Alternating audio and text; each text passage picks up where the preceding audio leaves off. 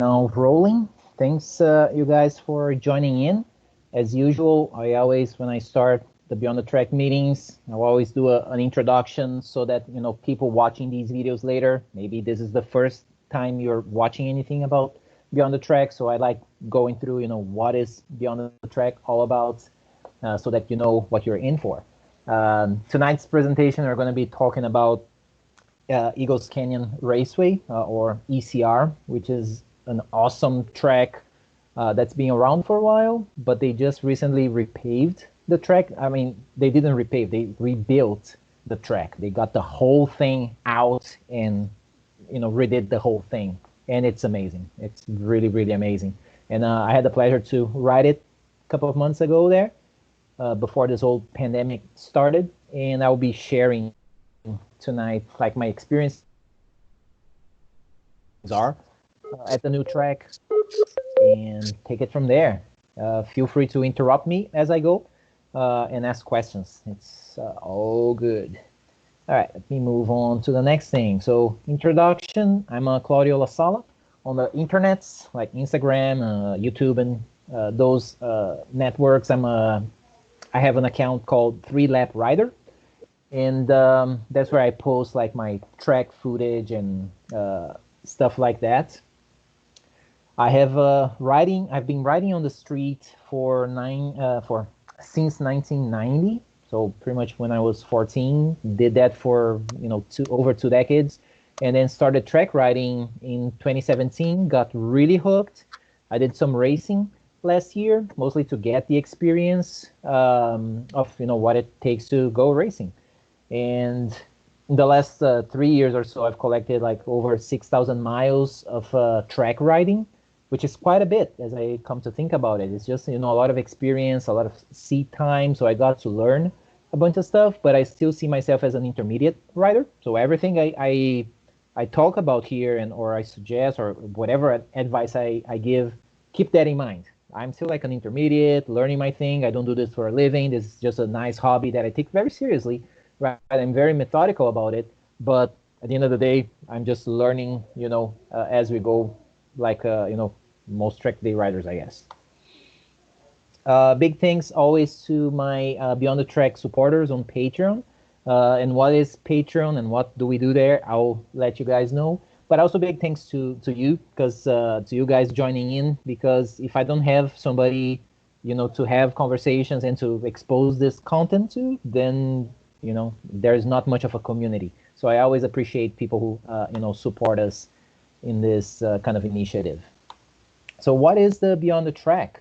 Beyond the Track is the thing that I came up with in early 2018, after my first year of doing track riding, where I realized that at the end of the day at the track, you get you take off your helmet, and then you have to load the bike and all your gear on the car, and then head back home, and you feel like, man, riding is so great.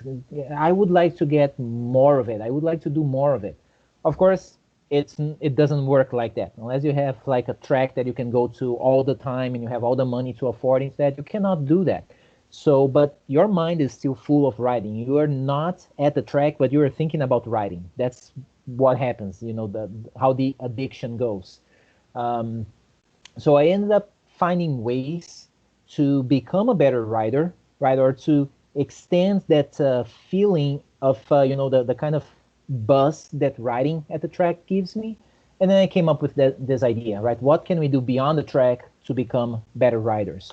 So parts of that, there's several components to this. One is the community, right? So the people who we meet at the track, and we end up becoming friends beyond the track, right? It's people that you care, not just about, riding with them, but also to extend the friendship outside of the track to, exchange experiences, help out each other. So this has been a big thing. It's always a pleasure riding with people that we've either met through Beyond the Track as the group, or at the track that we created this bond, and we help out each other, we learn from each other.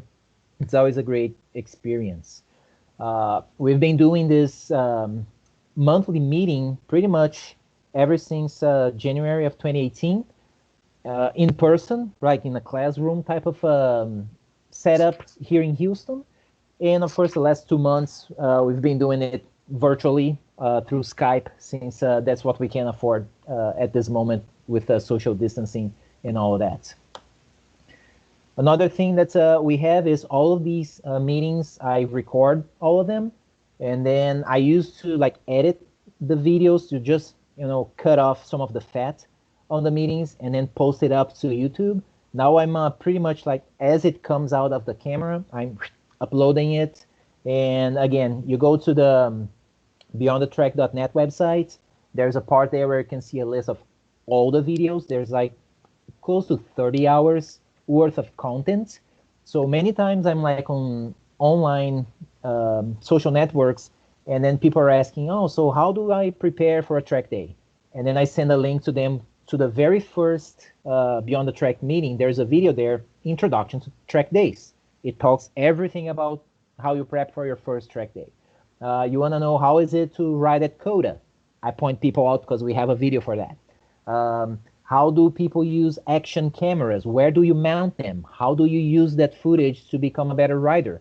There's a video for that, right? So we've been all over the map on very different topics, wrenching, doing the maintenance of your bike, getting your mindset, taking mental laps, preparing your mind so that when you're at the track, you're actually better prepared to do a good job there. So that's a big thing we have available for everybody. Last year, I created a Patreon account so that people can become patrons of the Beyond the Track. People can start, contributing, for as little as $2 a month. And those who contribute from 5 on, they also get access to the website that we are building. And what do we have on the website? Why would anybody want to contribute in those layers, in those tiers? On the website, I've been putting a bunch of tools essentially to get our minds free to ride, right? Because there's a lot that goes into riding at the track. There's maintenance of the bike. There is the things that you shouldn't forget as you are performing your preparation, getting all your stuff going to the track.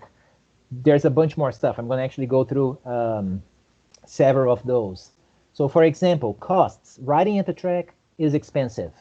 It is a very expensive sport. Some people are like, oh, I don't even want to know how much money I spend on that. I just want to go. I'm the opposite. I'm like, I want to know exactly how much this costs so that I can create a budget for it. I can do it smart. I can optimize costs so that I get to do more of it, right? As well as like forecasting. So at the beginning of the year, I set a budget for it, right? Given what is reasonable to me. And then I forecast, okay, what are the track days that are available that we know at this point? So let me plan out my year.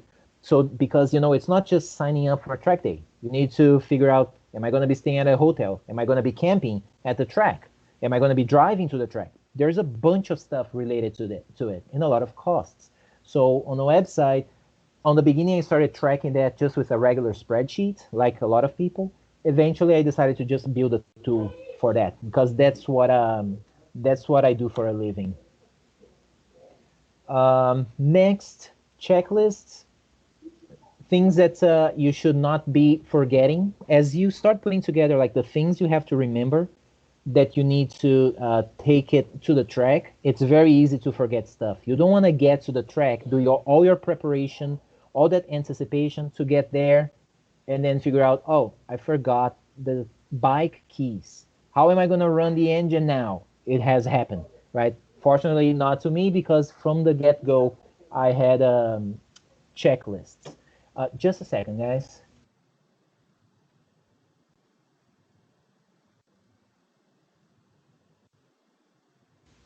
All right. The checklists, we can create different checklists that we run as we're getting ready to go to the track. So for example, I have one checklist for when I'm going to be riding the big bike, the Daytona.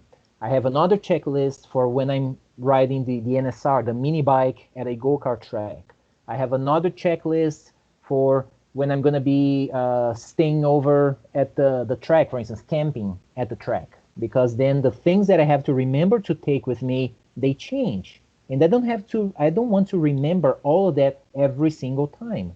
So I just have a checklist for that, or a bunch of different checklists that are specific to the purpose. Henry says, if you forget the keys, break the ignitions. The ignition source from experience. That is awesome.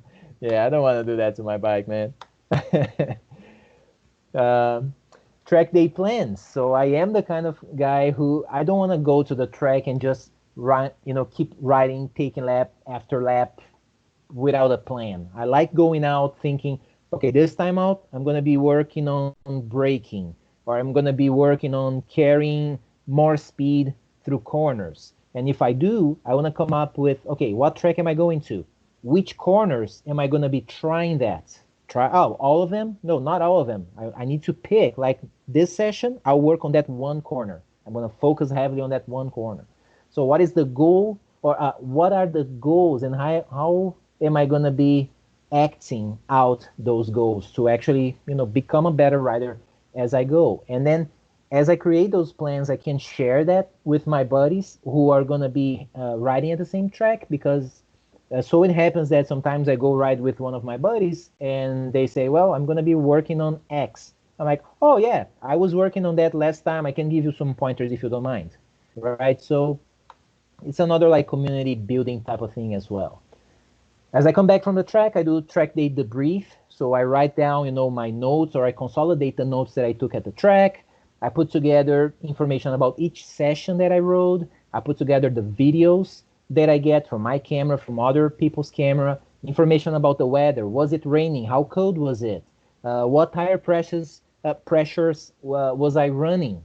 All of that information, I put it on the system, because next time that I go out to that track, I can remember, okay, what was the weather like, the temperature, what kind of tire pressure was I running, what tires was I running, things like that. I have that all, and I don't have to keep remembering that kind of stuff. So those are the things that you get on the website. And all right, moving on. Good. ECR. I came up with this idea that ECR stands for awesome, even though it's not, right? It's Eagles Canyon Raceway. So this track has been around for a while. I did get to ride their old configuration. So on this slide here on the left, that's the old track. It used to be a 2.5 mile track. I rode there 2 years ago, if memory serves me right. I remember loving the track. The elevation changes, really cool. The track map, right, the layout to the track, I was like, man, this is amazing. I love this track, but the surface was so bumpy. It was the bumpiest track I had ridden up to that point. And I had ridden, several tracks, but that one was horrible. And fortunately, a couple of months later, I heard that they were going to be redoing the track, rebuilding the whole track. So Henry, yep, terrible surface. That was the first time I put my bike down, because I hit one of those real bad bumps right at the apex. And at the time, with the level of experience that I had, it unsettled me. I stood the bike upright, and then, instead of actually going back into the line, looking at the next apex, I looked where I shouldn't look, and then, you go where you look. Got on the wet grass, went down, put my nice CBR down. But I said, whenever we go back with a rebuilt surface, I definitely want to go there. And I see Henry saying that the new owners did a good job. That Livio really put his passion into the place. That is one of the points I was going to bring up when I was out there. So I was out there last year, right in October. I actually shared at the BTT on the right here. That's a new track layout. And the gray part, that's the short track, right? It's the 1.6, which they opened last year. So I was out there in October. I actually shared that at a Beyond the Track. If you guys go back to the video from October, you'll see, my experiences at that time. In March, I went to ride the whole thing, right? So if you compare it to the old one, the whole right side here remains the same. It's this section here that's new, right? Because before, coming out of turn 5, it would like go straight and then double apex and then come back. Now there's more corners, right? And that's what we like. We don't like going straight. We like corners. So to Henry's point, yeah, James says that he also ended crashing at the old ECR. It was bad for that because like this amazing track, but with the bumps, yes, if you are an experienced rider, you know how to deal with the bumps. In my case, I didn't know how to deal with them. I pretty much like, oh, what the heck? And then it was too late. I'm out of the track. So it's like I couldn't really learn well. It was, to me, it was a waste of, unfortunately, because for me, it's a 5-hour drive, right? And I crashed like on the third session of the day and couldn't continue riding because the bike was unrideable because of the piece that broke. But going back to Henry's point, this last time I was out there, I talked to some of the guys and just looking around the kind of care that they are taking, like the equipment that they are using, that they have, that it's the track's property, the things that they are building, the garages, the whole infrastructure. I was blown away. I'm like, man, seriously, if it was not a 5-hour drive for me, I would totally become a member. I really felt it. It's like, I'm totally gonna make this investment. But for me, the 5-hour drive, I don't mind driving for 5 hours. I'm okay with that. But it's just the extra cost, right? Because you have the membership, you have the monthly fee that you pay, and then I add on top of that the travel costs. At this moment, it's not something I can manage. But people who are in the area, please. Uh, Henry says ECR surface greater than CODA's. Fight me if you disagree.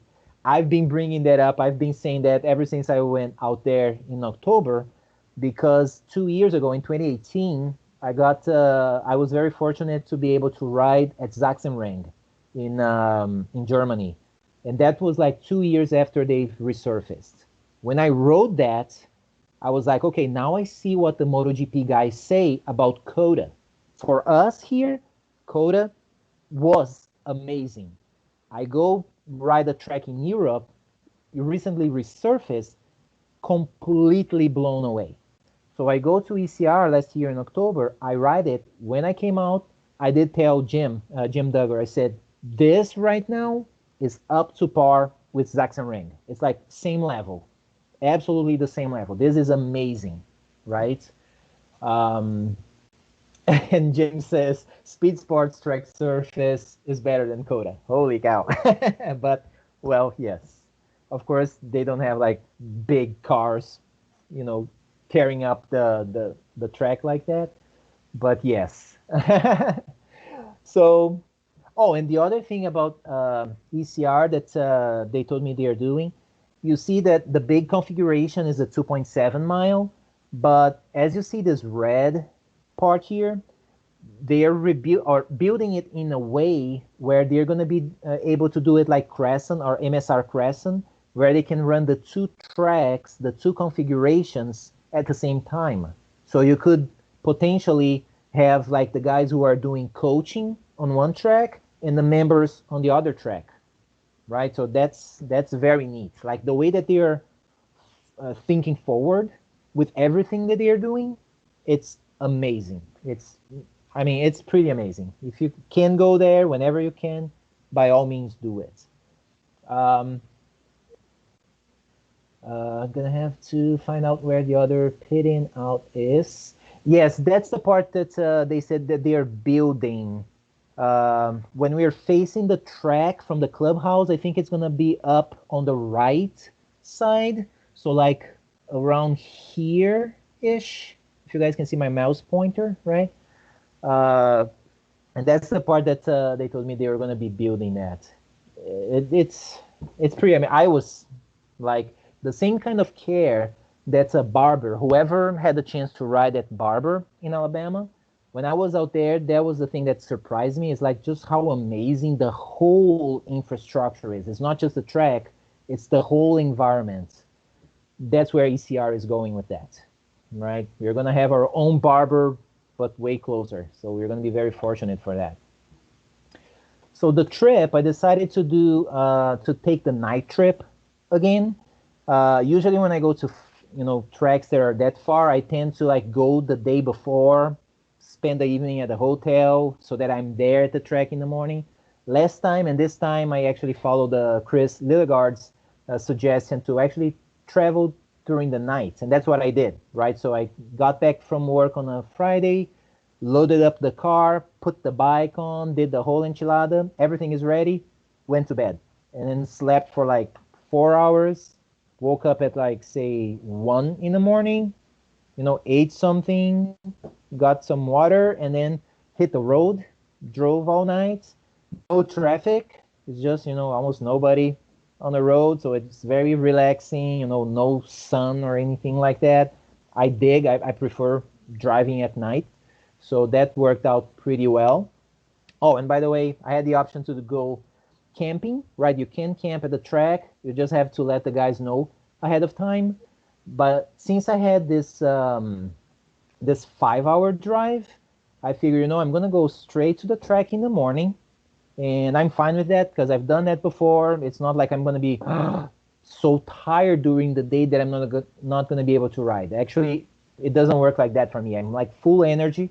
I go all day, but then at night on Saturday, I was gonna ride Saturday, Sunday. I said, well, let me go to the hotel, right? Have a good night of sleep, and then have another, badass day at the track on Sunday, and then take the 5-hour drive back to Houston at the end of Sunday. That works well for me. And I found a hotel for like $42. Yes, not like the best 5-star hotel, but all I needed was a place to sleep and like hang my suit and have the hang dry, just drying off my suit. So that worked out well. Let's say Harry says, I agree with driving at night. I started doing that this year for races at MSR. Leave at 2 a.m. From Dallas to get to the track by 6. Yes. The only thing, depending on how the day is supposed to go, I may feel a little bit weary about doing this because if you have like a flat tire or something that goes wrong, you don't have much, wiggle room or much of a buffer to address things. But other than that, last year when I raced CMRA at NOLA, that's what I did too. NOLA for me is like a 6 to 7 hour drive. I think it's 6 hour drive. Just drove overnight, got there in the morning. It was, pretty much ready to do the racing thing. So that worked out well. Oh, I guess for Harry, NOLA's drive is pretty bad. All right. Oh yeah, I guess if you're going from Dallas, that's how long of a drive is it from Dallas? 9 hours? Yeah, that's pretty bad.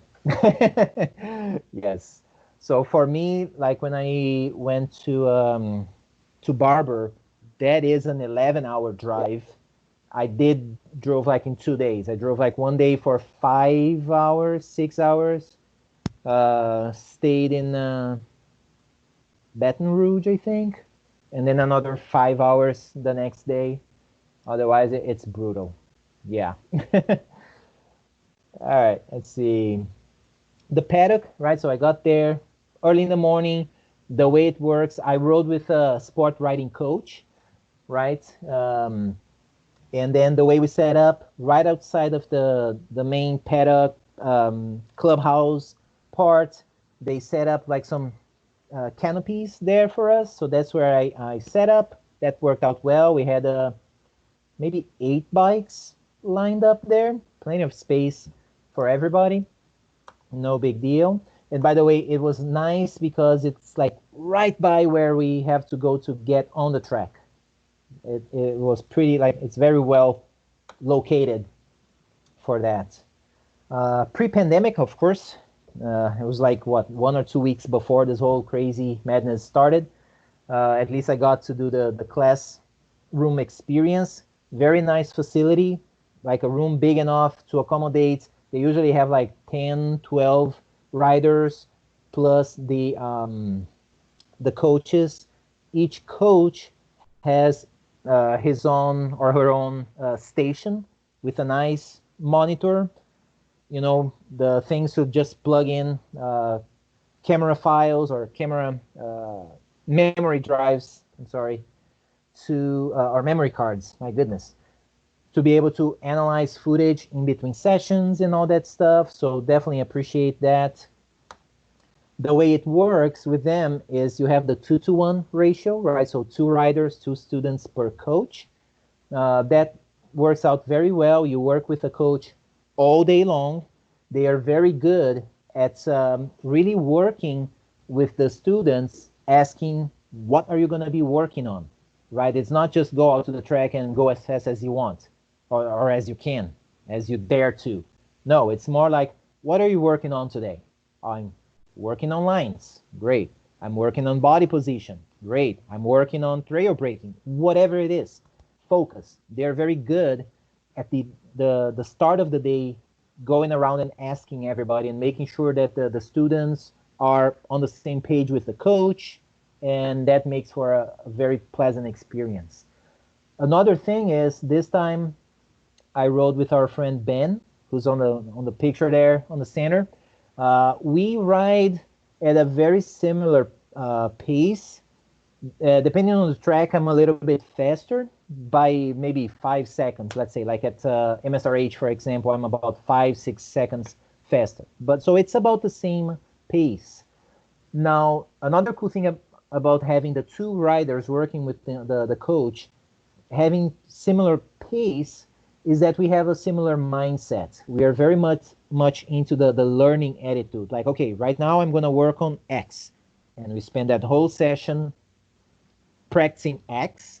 When we come back to classroom, we talk about, okay, this is what I was working on. This is how it felt. This is what I'm going to try next time, right? So very methodical, very, it's a growing type of mindset for learning. Henry says, I'm going to plug Sport Rider Coaching too. They help riders of all levels, uppercase, capital, all levels. It's nice to have someone follow to give tips and hints and finding flaws to help improve. Absolutely. I mean, when I went out there 2 years ago, that one time that I crashed, that was the experience I had, and I had been telling everybody. It's like, that's how you do it, right? You work with the rider, you pick one thing, and you work on that one thing, right? For after many track days that I've done, when I did that one day 2 years ago with Sport Rider Coaching, one thing that immediately, well, a couple of things struck me as like, oh, this is awesome. One, at the beginning of the day, what are you working on today? Like, whoa, that's amazing. Next, as we come out of the track, the coach follows me to look at my tire wear to give me guidance. Well, maybe you need a little more air in those tires or less air. Yeah, you see, and then explaining the tire wear and how suspension affects that and the air pressure. I'm like, by then I had already done maybe some 25 track days. That was the first time I had that experience. I'm like, okay, these guys know their stuff. This is really, really good stuff, right? And then James says, so Jesse agrees. James says that video coaching immediately after session is great. Yes. And the thing that it's not like a 2-3 minute video, like one lap around the track. They spend at least 5 minutes per session following you all day long. So I'm going to talk about that, just the ridiculous amount of footage that I came back from that weekend, right? And that's actually the next point there. I came back with 5 sources of footage. If you look on the photo here, are you guys able to see, when I move my mouse around, can you guys see my mouse cursor? Can you see what I'm pointing at? Yes, we can see it. Okay, great, thanks. Right, Yes, so we can see when it. we look at this, right, this one is the coach's front-facing camera. He's following Ben and myself. Next one, this is Ben's rear-facing camera, where we can see the coach. And this is all same corner, okay? Same session, same everything. This is Ben's front-facing camera, so we can see me there. This is my rear-facing camera, so we can see Ben and the coach. And this is my front-facing camera. This happens to be from a different session than the other 4, because I messed up the video for the other one. But you got the idea. For every corner on the track, I have 5 sources of footage that I can use to edit a video and let people know how bad I suck. No, that's not the point. The point is having 5 different points of view where I can look at my mistakes, look at the things that I'm doing badly, and seeing how I can correct. And we are going to be looking at some of this footage here. Like, for example, this is one of the things that we're going to be talking about. Like on this footage, we can see, well, you know, I'm here, the coach is there. Why is Ben all the way over there, right? As we see these things from all these angles, it's easier for us, okay, what is it that we are doing not so good? How can we fix it? So that next time when we are creating a track day plan, you know what you have to work on. It's not like, oh, I'm going to just go ride and see how fast I can go. Right? Henry says, I tried to shake off, lose my SRC instructor. I forgot he is in the expert level. He was on me like a shadow. That's what happens with these coaches, man. It's like we ride at NSRH with Coach Chris Lillegard, Motor America racer, quite often. And it's funny because normally when he's coaching, he's riding his R3. And some of us go out there with a liter bike thinking, oh man, we are going to just smoke him really bad. Oh, dude, it's so amazing seeing, yep, the liter bikes will like check out and disappear. And the next corner is Coach Chris like coming around the person, like breathing the guy's neck, almost like tapping on the shoulder saying, dude, no, you have to get closer to the apex there. It's pretty amazing seeing like what these instructors do. And actually, there is some footage I'll be showing here that shows one of these coaches like going around us like we were nothing on the track, which is, to me, it's very cool to see just what's possible, because I'm like looking at my own footage. I'm like, oh, it felt like I was going pretty fast. And then I watch all of these videos and I see a coach like going around 3 riders on a corner that I thought I was going fast. You start saying, okay, that's what's capable. I may not have the skills yet to be capable of doing that. Maybe I don't even have the gear to do that. Maybe my tires will not hold that kind of lean angle. But at least it gives you an idea as to what kind of potential you can tap into. But you have to work your way up there, of course. Now, that said, so this was another thing, right?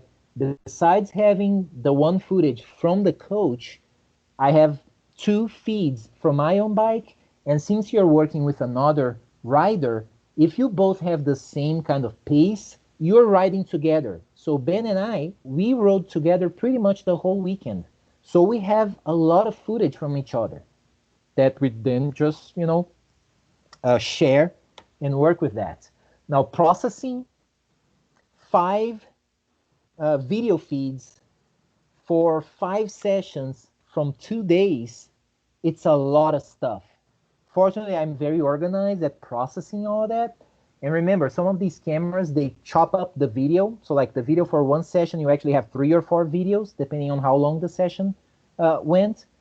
So you have, like, to make some edits and things, you have to run it through some sort of software to stitch together, to merge those videos before you upload. At least that's what I do, right? So I do organize myself And this is something that takes time to process, but not to actually do to prepare it. So as I'm doing work on one computer, on the other one, I just load up the videos, the videos for each session, let it render, takes like 30 minutes, 20 minutes, it depends on how long. And then I move on to the next thing, and then eventually I upload all of that footage, which takes time. But then again, it takes time, but not necessarily my time, right? But I do have to go through that process of just being able to find all that footage. Otherwise, it's useless to have all of that content and not be able to find that content or whatever it is that you're looking for. Then it's pretty much useless. So I'm very organized into making that happen. And of course, that's one of the things that I've added to the Beyond the Track website. Since I go through all of this, as I'm going through the videos, I go to the site and I indicate, okay, for session 5, this is the video from the coach. This is the video from my front-facing camera. This is for my rear-facing camera from Ben's, and so on and so forth. Now, did I watch every second, every minute of every single video? No, don't have that kind of time. But I do spend, say a session is 20 minutes long, I do spend like 3 minutes playing the video at fast speed, like 3 times as fast. And then whenever I find something, I stop and I take notes. So for example, like in this sample here, I'm following Ben, right? Because this is Ben's rear-facing camera. When I see myself on the video, oh, I started following him. Okay, what's the timestamp? 1 minute and 15 seconds. I come here and boom, I put that timestamp. Oh, now the coach is following. Now I'm following again. Oh, here we had some faster guys passing us. So I put a tag on that because if I want to analyze that and say, okay, how are those fast guys coming around me? What lines are they taking?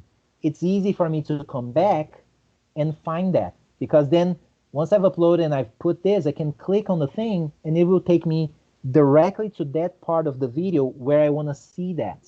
So as I was putting together material to share with you guys tonight, what did I do?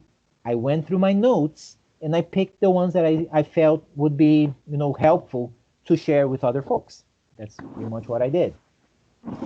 What else? Let's see. See, Santiago joined us as well. Hello, my friend.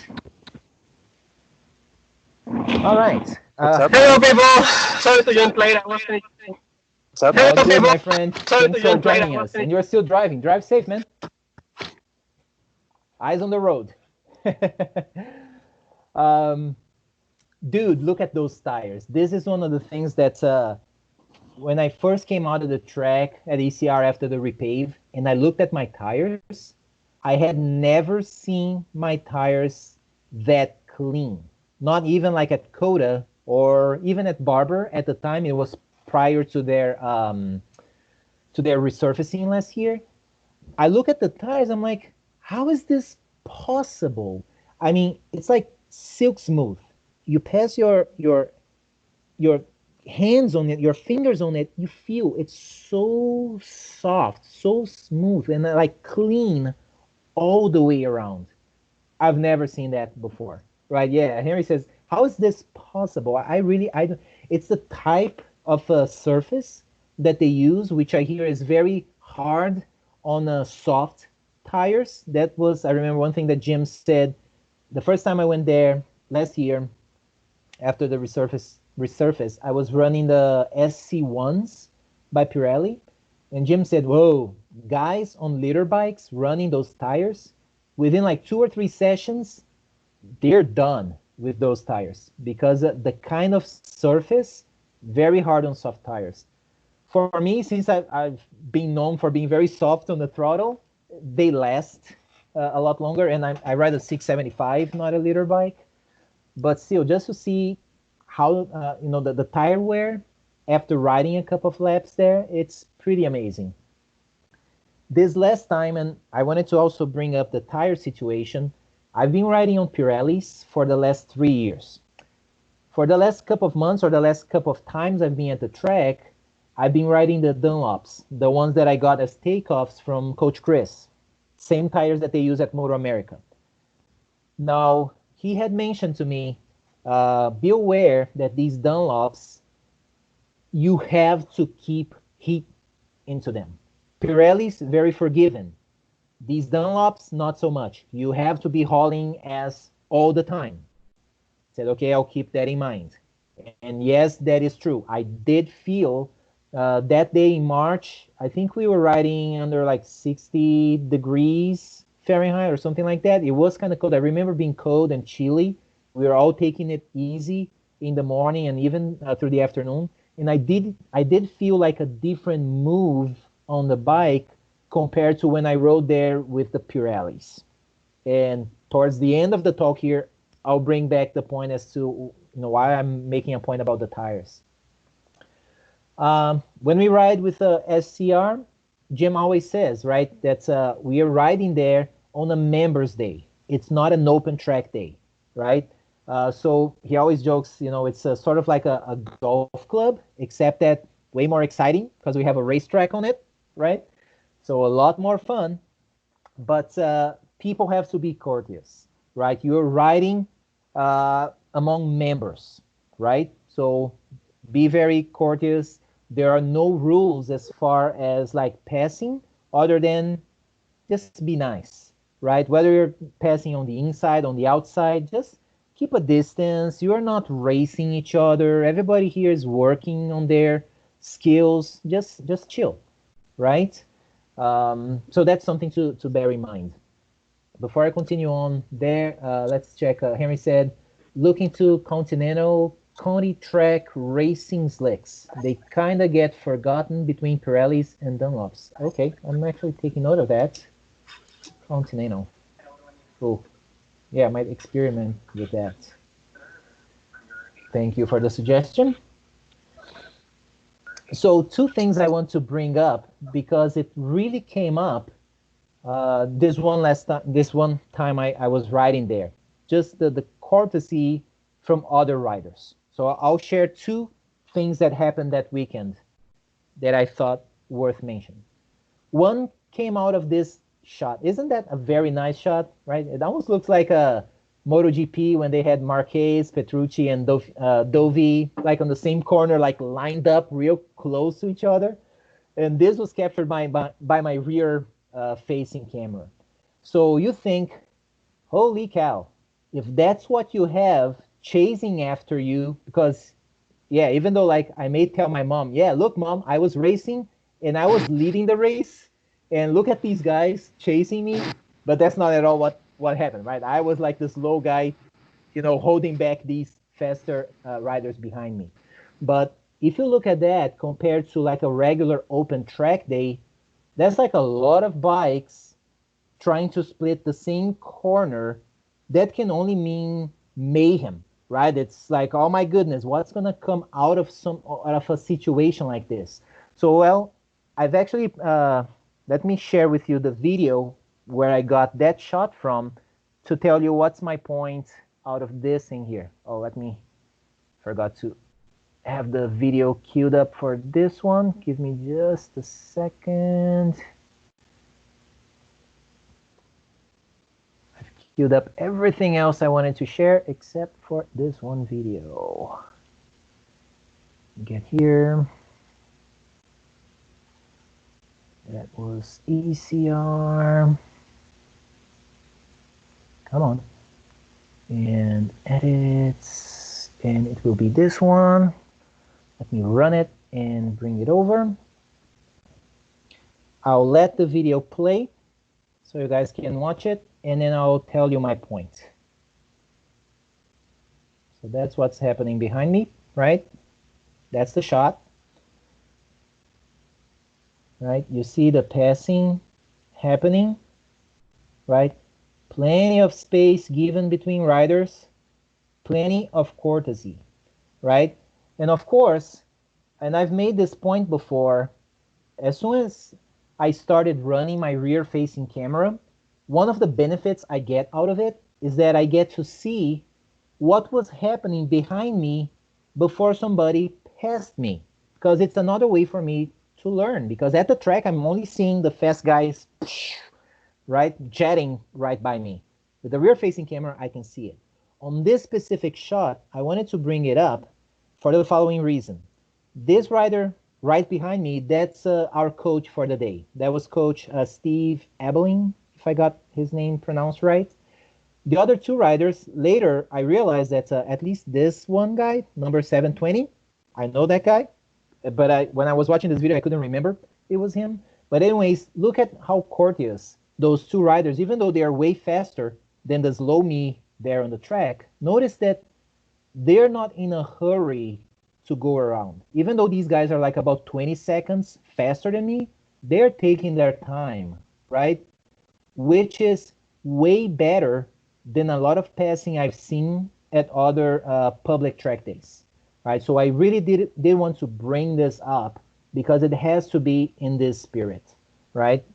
And whenever I see things like that, I actually take the time to reach out to the riders, right? If I know who they are, to thank them and say, hey, thanks for that very clean pass. Thank you for being very mindful of, you know, the other people on the track who are not as fast as badass as you people are. That's much appreciated, right?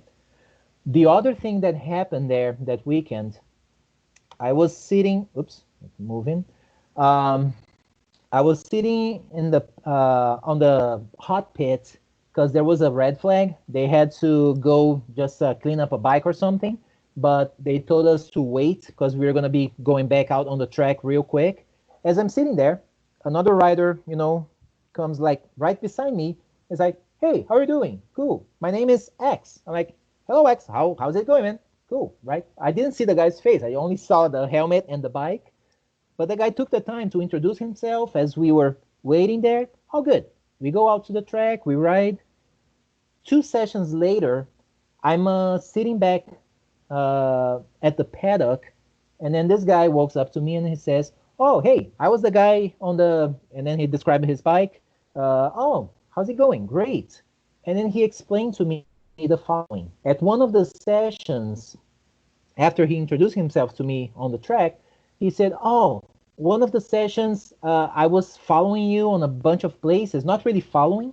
I'm on a 600, 675 bike. He was on a smaller bike, maybe a 300 or a 400, I don't remember.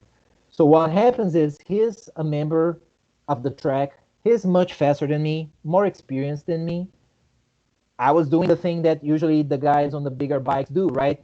Where on the straightaways, I was pulling away, but then he would always catch up to me on the corners. There was a situation where he could have taken an inside pass, right, and just continued on. He didn't do it. He came up to me at the paddock to describe the situation, and he said, well, there were a couple of spots where I felt I could take an inside pass on you, but since I do not know you, I don't know how comfortable you are with something like that. I just didn't want to do it. I prefer to come, you know, introduce myself to you, get to know you. And I'm like, holy cow, this is amazing, right? I thanked the rider because I said that's how people should do it. And look at this. I mean, even though on my bike I have like the yellow racing numbers and stuff, so one could assume that I'm comfortable with getting past flows and stuff like that. He didn't do it, right? He decided to come talk to me later, get to know each other face to face, you know, see, hey, how, you know, what's your level of experience? How are you doing? You know, that's the kind of experience that I personally like when I'm riding out there, right? So I wanted to bring that up, the level of, you know, just sportsmanship that I've encountered there. So that was pretty cool. Let's see, let me keep moving on the slides here and keep an eye on the time just to make sure that I'm not just talking way too much. All right, let's check out a full lap at the new full course in case you haven't seen it yet. I guess I'll just play through my best lap at the track on that Sunday, which was the second day I was riding at the track. Like I said, it was cold. I felt a little sketchy on the track. So still learning the track, not really willing to be putting the crazy lap times or anything like that. Not even capable of doing crazy lap times, to be honest. But I want to play the video and just talk through the lap and tell you my impressions of it. Um, just waiting for the files to come up here so I can share the video with you. All right, here we go. Play. Bring it over to this monitor here. There we go.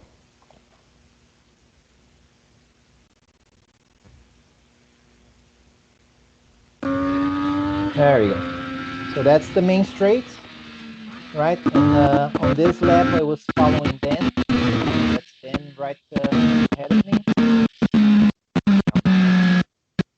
Turn 1 and 2. Pass right, left. And we go uphill here into turn 3. It's a double apex. Very nice. From here, we go into turn 4. We go down here. It is a nice fast corner. Brake down here, and we make this go up. Sorry, go back just a little bit. So here, last time, when I shared this, the little track or the smaller track, you may remember from the video, we actually go straight here and then make a left. That's the short course. On the long course, we make a right and go uphill here. That's the main thing. Right, we go up the corner. It's a blind corner going uphill there, so you need to know where you're going. That takes you up to this real fast corner. I mean, it's amazing how fast we can actually take this corner.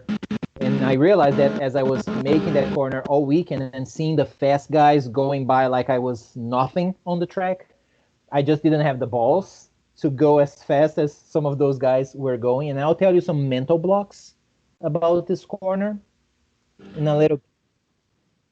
You really can go a lot faster here. Just right,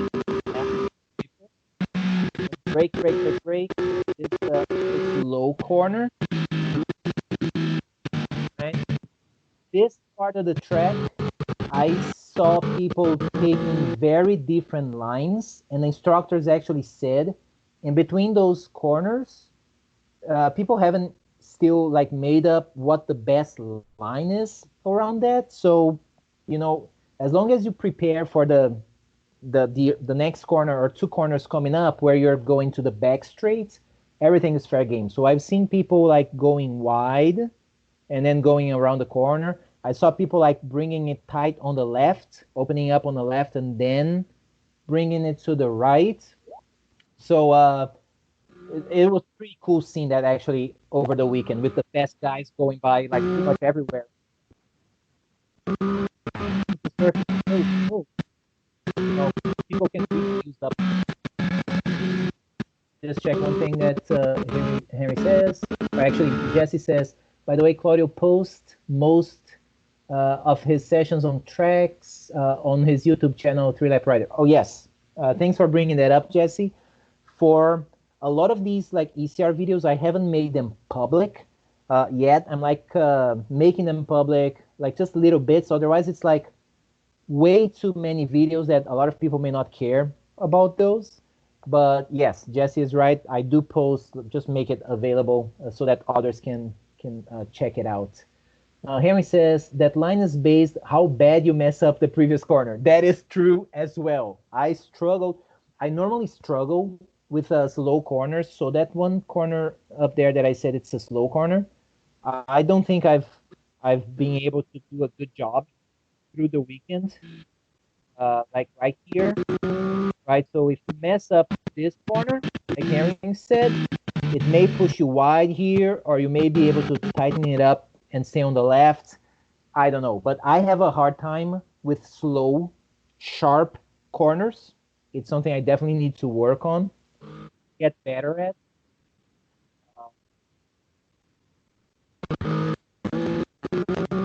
We go down, nice elevation,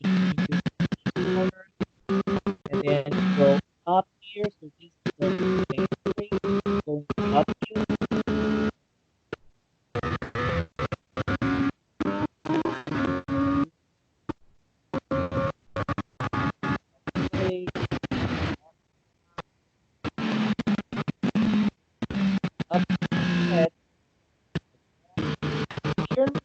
that is the connection, right? So if we're doing just the short course, we get that one straight where I stopped the video previously, and then we show up here, right?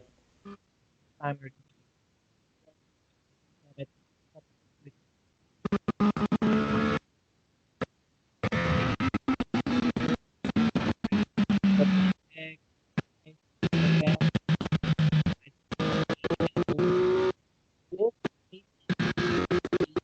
Section of the track, which is like a carousel going uphill.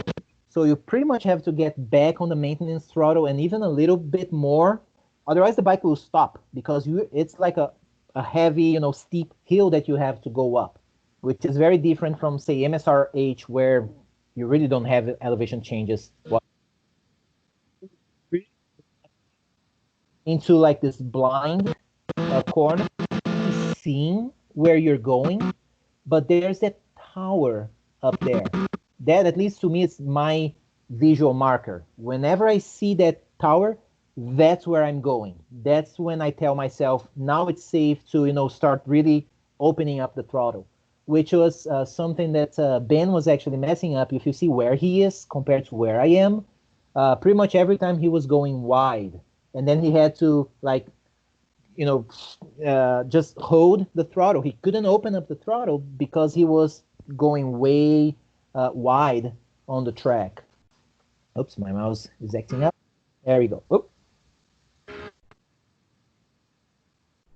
I would actually, yeah, that's what happened here. I passed Ben because I was able to open up the throttle way earlier. And even though I'm on a 600 and he's on 1000, it was easy for me to catch him right there simply because of that. And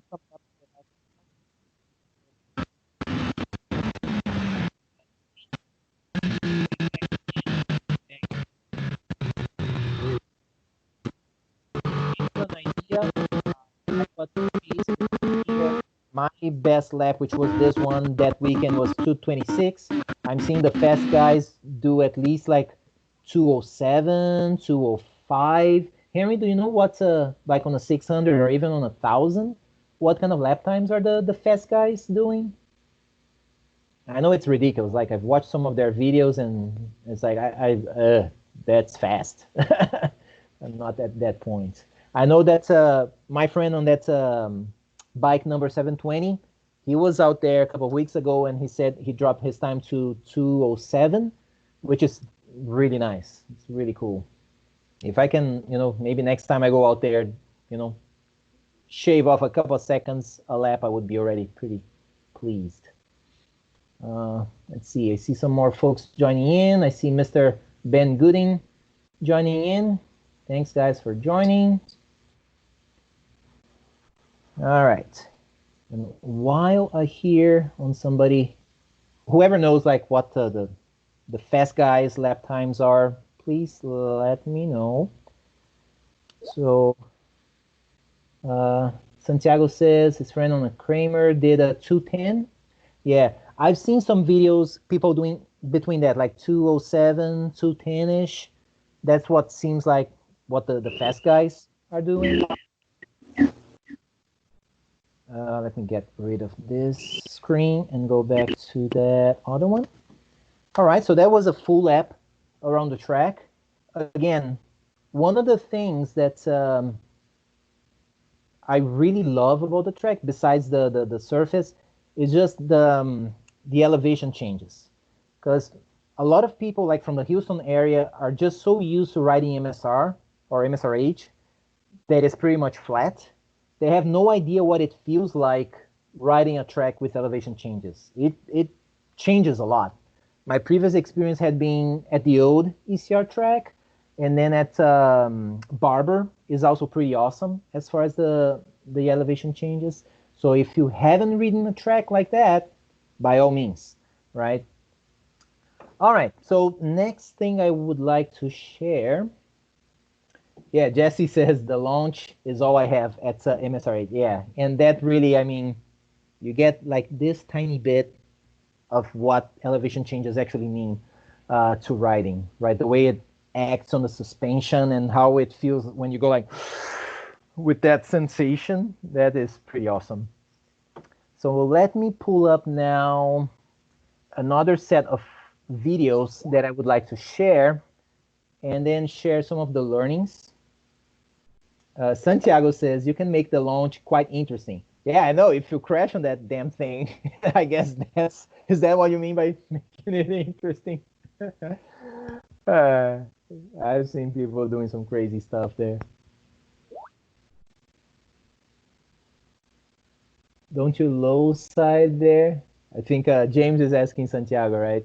Yeah, I mean, I know a lot of riders who crashed at the launch because it can be tricky, right? Because it's not just what it does to the suspension there, depending on the direction that you're going, of course, but also the fact that it's very polished, off camber, and lacking a lot of traction. Like you walk the track, there are parts there's no surface on the thing. There's like it's being like ripped apart from the cars going around it. And then Santiago says, "No, you silly, just don't break that much." And yes, I have low-sided there too. So yeah. All right, cool. So let me open another set of videos that I would like to share with some of the learnings from Ben and I. So then again,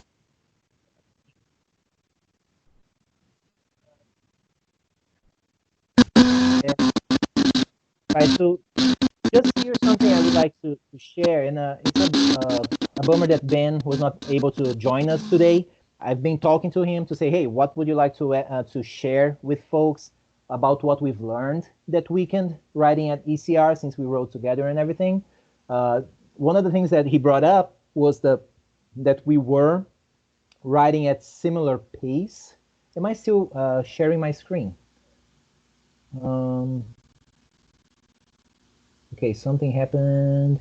Okay, you guys can still see my screen, right?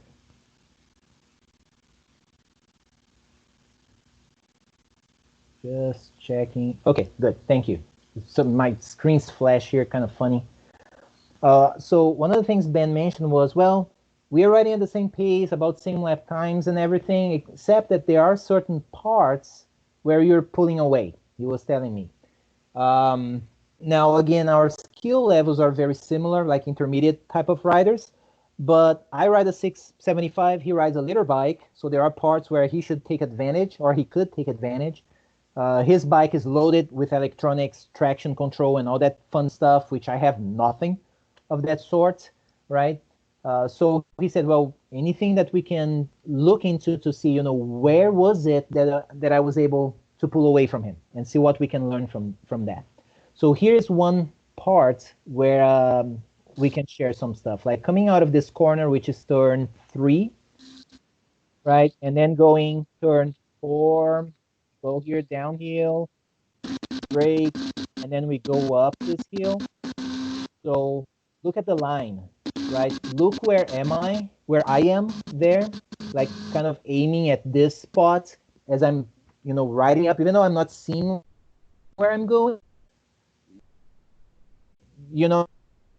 Markers and when you can go back on the throttle. Ben was not finding his visual markers there, so look at what he was doing there, how he was going about that. Play that time.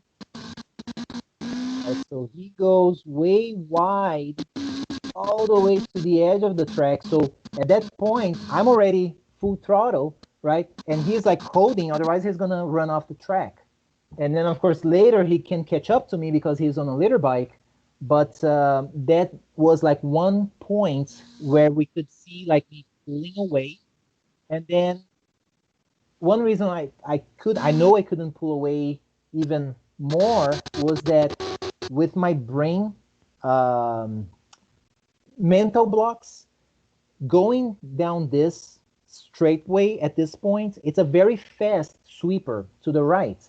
But I was way too tied up looking like straight ahead, right? Looking pretty much at that tower. And I kept waiting too long to actually turn into the sweeper. So I would hesitate a lot. I would like shave off, like brake, put a lot of brake to make that right-hander because it was taking me too long to figure out where to look to make that sweeper. It took me like several sessions to actually look up, get more comfortable, and see that there are towers that I could essentially, once I saw that tower and I'm on my way, I'm on the, where I have to go, and I know that I'm going to hit that mark around here, I should like move on like my eyes to that next tower because that's kind of like where I'm going and that's going to put me on the right track. So that's something I know I have to work on. I didn't get comfortable taking that corner, in a way that I felt confident. Henry says, "Oh, a cheater bike." That's what they are. That's funny. All right, so that was one point where I was pulling away a little bit from him. Same thing here. Like I was actually, this was a spot of the track where I've learned a little bit more as we went through that weekend. Where on the first couple of sessions, after that right fast sweeper, when I was making the transition to the left, before making this left corner, I was downshifting one and then continuing. And then I noticed that I was like dragging my ass around the corner. It's like it's getting way too slow. I figured that it's way faster. I can take that corner way faster. And once I'm like about here, so pretty much whenever I'm seeing that tower, that's my cue to, okay, now I can stand the bike upright and I have enough room between this corner here and the next one. So like right here, I have all this room to pull on the brakes, right? Do the heavy braking to the slow corner and then turn in. So that's something, it took me a while to figure it out. Of course, still a lot to learn there, but it was one of my learnings, my personal learnings, something that I need to work on the next. So this was Ben's camera. If we look at the next shot, so we can see the same corner from a different angle.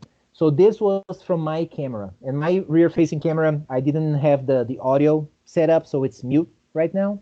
But you can see how, like, I pull away a little bit here because, like, coming down between turns, see, 1, 2, 3, 3 and or 4 and 5, I'm still on the gas while Ben is already braking before I am. I'm waiting a tad longer. I'm riding down pretty much to that candy stripe before I stand up right, pull on the brakes, and then turn in. So that was another spot where I was pulling away a little bit from him. And then the setup going uphill here, like right here, we can see this is a nice way to see it, right? Because the coach is like on this line here, the same one that I am. And then Ben is like, right? Totally like going wide. They're like, that's like, where are you going, man? So at that point, I'm wide open throttle and he's holding back. He cannot open up the throttle until he is facing where he's supposed to be going, right? So we get to see that from that angle, which is kind of nice. Ben does have a great body position. It looks pretty good on a bike, if I'm allowed to say that.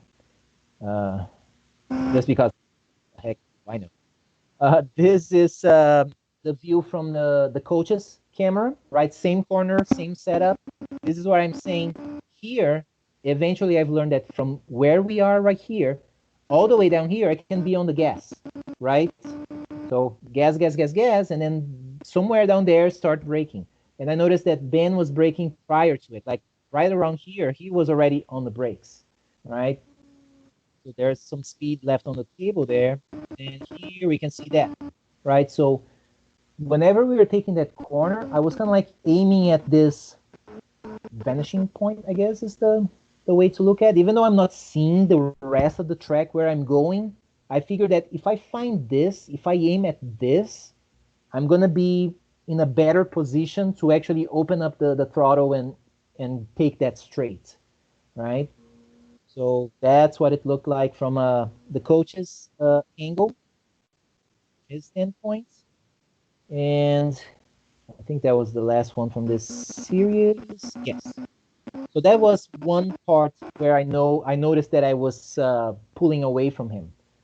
Another one, which is I didn't actually set up a video to show that point, But even though he is on a liter bike, he is not comfortable with like pegging the throttle, right? So in many places where I could see on the video that like on my bike on the 600, I'm like fully pegged.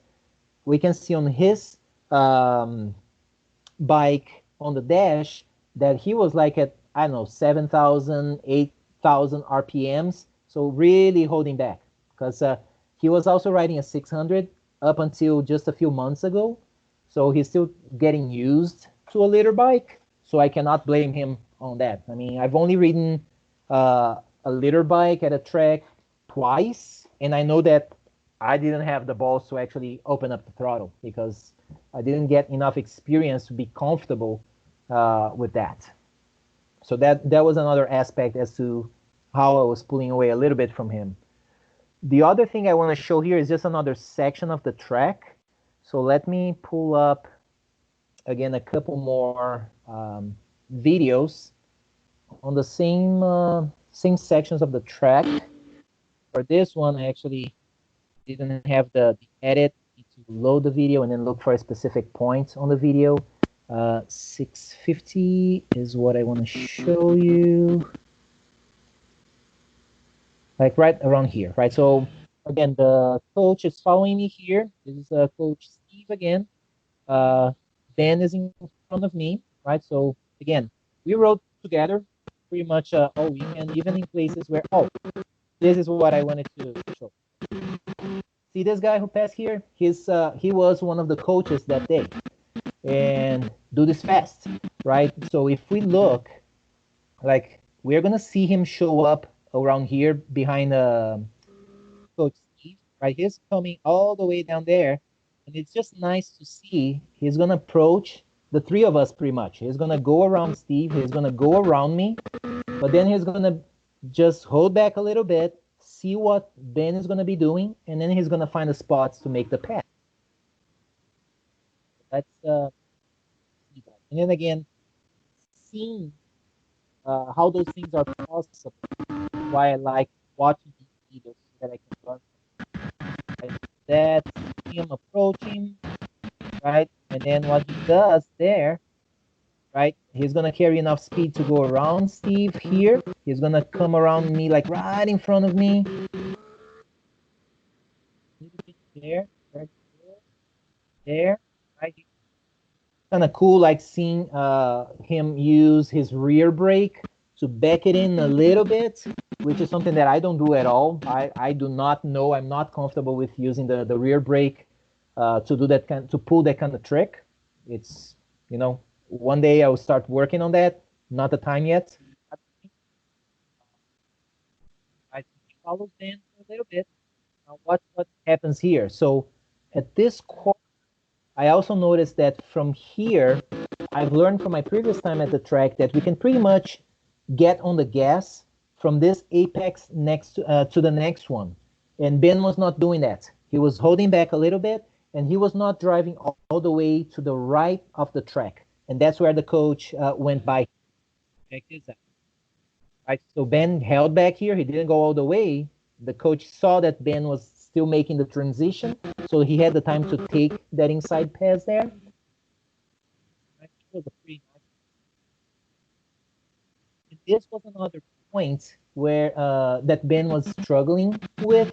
It's the same kind of setup as turn 5, where we go uphill on the right and it's blind.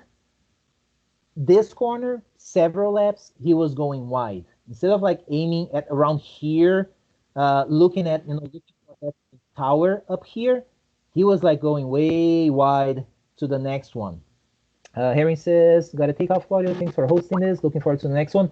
Thank you very much for joining us and sharing your input and feedback. Really appreciate that, Harry. Look forward to seeing you here back hopefully next month and at the track whenever I'm able to make it out there again. Thank you.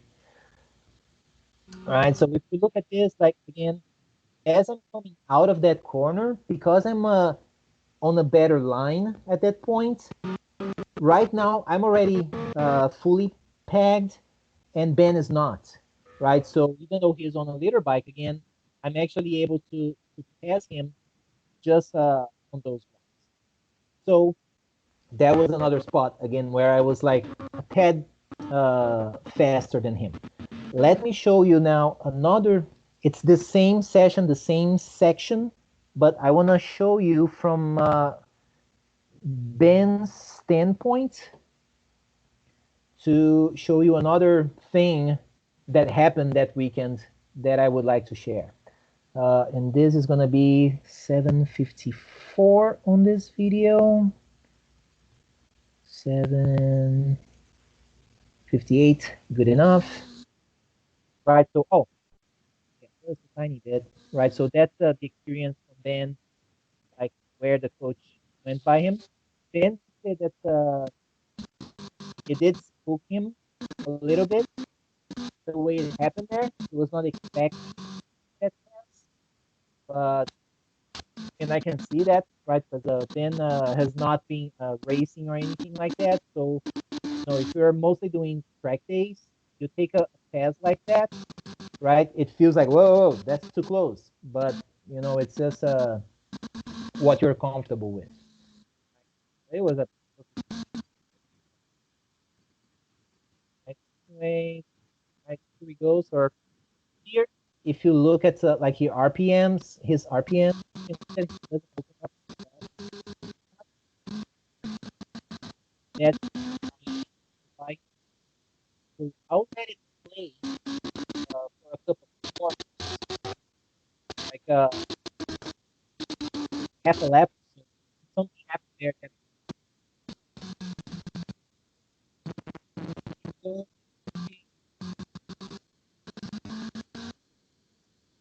coach Steve also goes by now following me. Here we can kind of see a couple spots where I'm uh, putting up some gaps, like,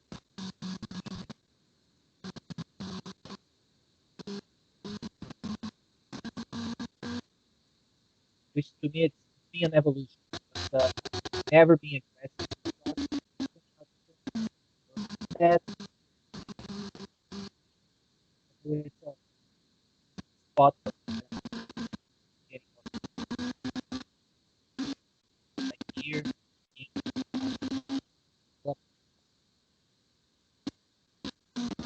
Now, what this spot next spot something.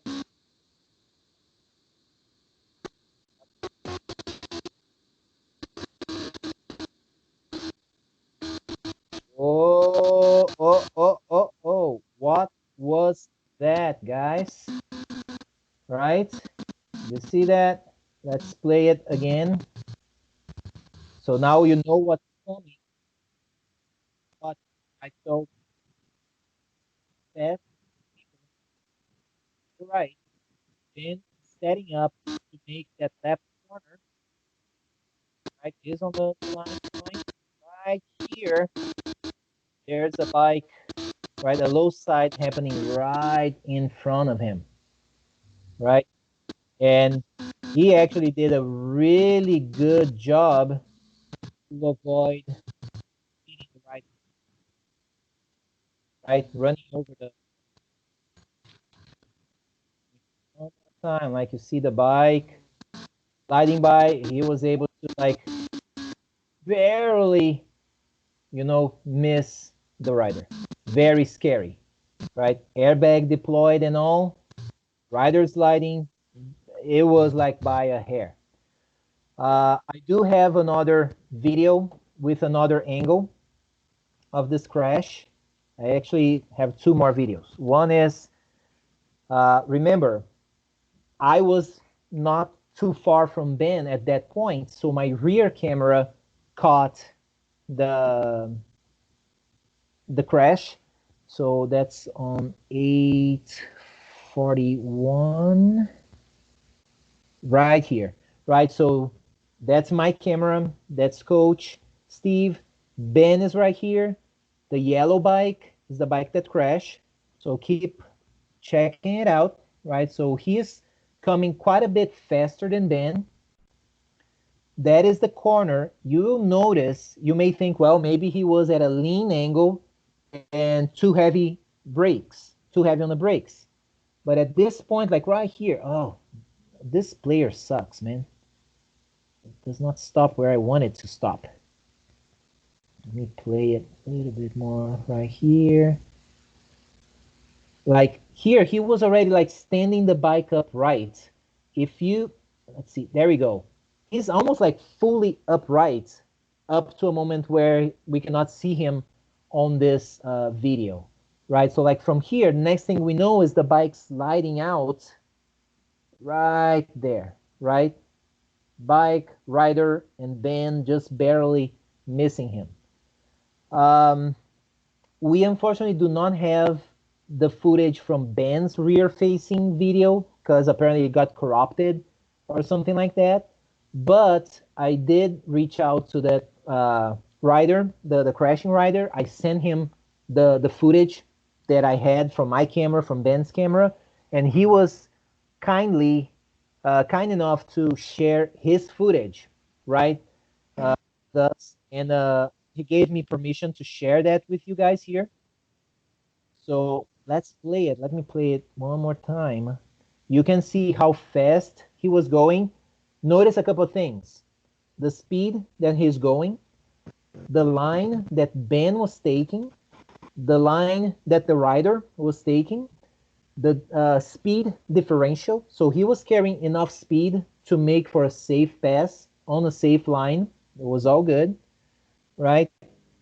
We go here, right there. He stands the bike upright. Look at this. The bike is fully upright. He was going 50 miles an hour when he loses the front. On the video, when we play it, you can hear him downshifting, and then he loses like the front end, like that, like it's there, it's not there. Bam, like that. Let me replay the video. Actually, with this player here, we cannot see that. Let me replay it like slow speed so that you can see that. It was a very odd crash, right? And I'll tell you, like, share with you his impressions. You know, after that.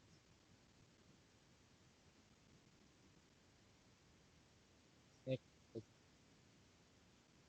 think it's just too slow right now. Here we go. The player, I mean.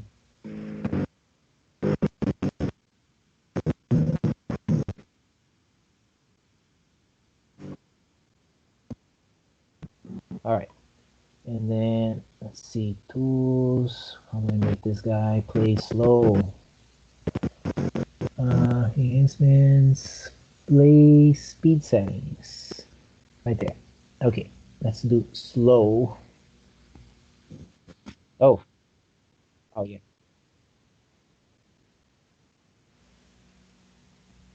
Right. By the way, yes, his airbag deployed, and still he broke his collarbone, unfortunately. He's healing fine. He said, you know, his healing he has broken his collarbone before, and this time it has been like the easiest as far as healing goes. Here you go. Upright, and there goes, like that. Not going that fast. Again, 50 miles at that spot.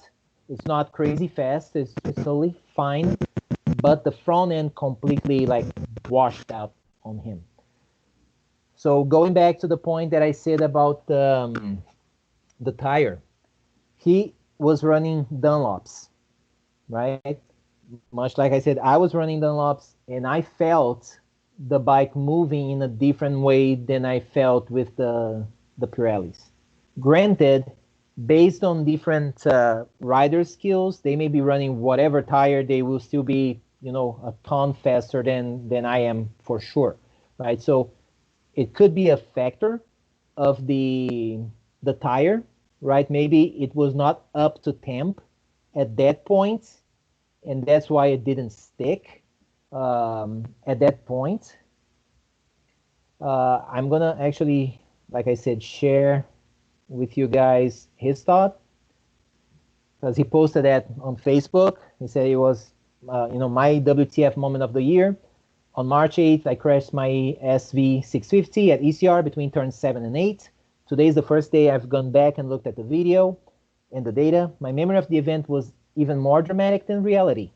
50 miles an hour, still on the brakes, upright, speed's fine for the upcoming turn 8. And sure is. Front end vanishes altogether. Makes no sense to me. My pace had been fairly sedate. Maybe not the best place to pass, but I had lots of room and lots of needed off-speed differential. And that is true. I mean, the way he was setting up for the pass, where Ben was on his line, he should have plenty of time and space to make for a safe pass. How the front end washed out like that, I don't know. I know it happened, right? So now, the other thing to share, remember I told you guys a little while ago about a rider that came up to me to introduce himself, to say, hey, I could have taken an inside pass, but I didn't know how comfortable you are with that, so I didn't do it. This is the rider who crashed, unfortunately, right? So it's not like he was trying to go for a crazy, desperate pass. He's a very conservative rider, a very considerate rider. He wouldn't pull that pass if he didn't feel it was going to be a safe pass, right? Now, what happened there with like losing the front like that, it couldn't have happened to anybody at that point, right? It was just something that happened. Fortunately, Ben was, quick enough to respond to the situation and react in a timely manner and avoid like a pretty bad crash. I mean, he couldn't have run over the rider there, which would not be it would not be pretty. Fortunately, nothing like that happened. Rider is okay, getting ready to go back out there. We've all learned something, I guess, right? So wrapping things up, that was the experience at ECR 2 months ago. That was early March. If you have a chance to go, by all means, do so. I hope to see you guys back here in June or at the track, whatever comes first. Please check out the www.beyondthetrack.net website. See what we have available out there. There are all the videos from the previous meetings everybody can use. If you feel like, consider becoming a patron of the Beyond the Track initiative. It helps us keeping these things going, helps support the community, and all of that. And other than that, let me see. For the guys who are still on the call, any questions, any comments? I see Jesse out there, James out hey, there. Cloud, can you hear me? Yep. Hey, when's the next time you're going to be out on the mini moto? I am considering maybe this weekend. It will depend on how work is and some of the personal projects. So when this whole pandemic thing started, I'm like, I'm going to play it safe, right? Do my social distancing and all of that, protect my family and stuff like that. But I'm going to have to get busy with other stuff. Otherwise, I'm going to go crazy. So I started some other personal projects like website development and my music stuff that I work on, and I write music and I record music and all that. So I'm dedicating time to that. That's what I've been doing. I've been seeing your blog. What's that? Your blogs? Yes, my technical blog and the other stuff that I post out there. Yeah, so you can see how busy I am with those things, right? So that was part of what I personally decided to do. It's like, well, since I'm not going to be able to be writing, which is one of the things that I really like doing, let me put time into the other things that I'm also very passionate about. So I'm very busy with those things. And then now I guess gradually I'm going to start considering, going back. So I may come out to the Katy track this weekend. If not this weekend, maybe next one. I'm definitely not in a hurry. I do miss riding at the track. But again, I have such a variety of things that I'm very passionate about, and I take action on those things. So I get stuff done that I'm able to like live through the whole thing. And another thing, because of the way I am, another thing that gets to me is the following. I don't want to be the guy that goes out there to the track, have fun, and then I crash. I need to go to a hospital. Those guys are busy with coronaviruses, patients and things like that. I don't want to bring extra burden to those people because they are already pretty busy with what they've got out there. So this is me. This is what I decided to do. Let me stay safe at home, do the other thing, let those folks, do their thing, and but maybe on a mini, the risk is far or fewer risks. So I may be coming out there. I usually go out to Katy during the weekday, and Right. it's usually just me and Lonnie and maybe one other Carter or two. But we're always Yeah. on opposite ends underneath the paddock. Right. It's not too bad. Yeah. Michael have mentioned that you've been riding there quite a lot. I mean, I've seen your text messages, and that's awesome. I mean, if I could go during the week like that, I would, but it's just not something I can do right now with my workload. I just cannot pull that off. Maybe someday, like take a morning off and go there and ride in the morning. That may be something I could do at some point, but it is what it is. Yeah, Jesse says James check with Michael. He said he might go this weekend. Yeah, I had a chat with Michael earlier this week. He said he was considering going to Katy this weekend and Speed Sports next weekend. That was like the last plan I heard from him as of 2 days ago, I think. All right. What Excellent. about is Jesse the one that was also buying an NSR 50? Is that you, man? Correct. Yeah, Jesse, who's on the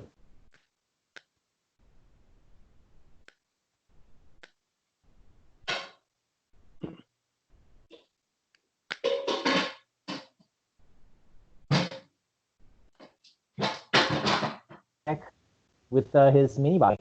So, more BTTers sharing the track, which is always something I strive for. The more of us out there, the better. The safer I feel.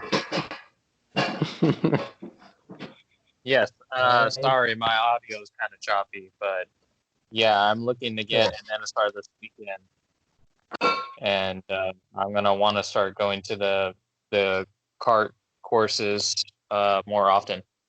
Build up some fundamental skills, and also it's because it's a lot cheaper. Oh man, yeah. Tell us about it.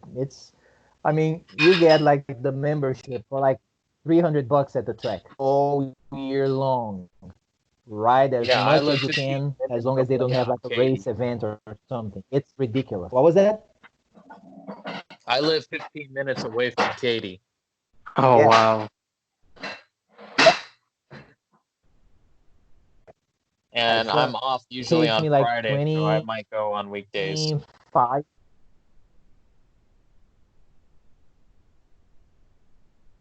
Beautiful.